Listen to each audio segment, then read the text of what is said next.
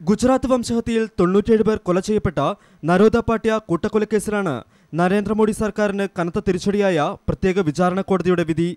സംഭവം നടക്കുമ്പോൾ മോഡി മന്ത്രിസഭയിൽ അംഗവും നിലവിൽ നരോദയിൽ നിന്നുള്ള BJP MLAയുമായ മായാബെൻ ഘോട്ട്നാനിയും ബജ്രംഗ് ദൾ നേതാവ് ബാബു ബജ്രംഗിയുമടക്കം 32 പേർ കൂട്ടക്കൊലയിൽ കുറ്റക്കാരാണെന്ന് കോടതി കണ്ടെത്തി.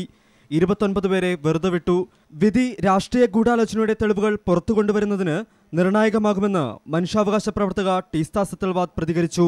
Not just is it the highest number of convictions within the Gujarat 2000 massacre cases, 32, but it's the highest convictions ever in terms of communal violence. And I would also like to say that by convicting those who are also politically powerful and politically has positions, for the first time this judgment actually goes beyond the neighborhood perpetrators and up to the political conspiracy. കുറ്റാരോപിതരായ 64 പേർ അഹമ്മദാബാദ് കോടതിയിൽ വിചാരണ നേരിട്ടിരുന്നു. ഗോദ്ര കൂട്ടക്കൊലയ്ക്ക് തൊട്ടടുത്ത ദിവസം ഫെബ്രുവരി 28-ന് വിശ്വഹിന്ദു പരിഷത്ത് ആഹ്വാനം ചെയ്ത ബന്ദിനിടെയാണ് 97 പേർ കൊല ചെയ്യപ്പെട്ടത്. ഗുജറാത്ത് പോലീസാണ് സംഭവം ആദ്യം അന്വേഷിച്ചത്.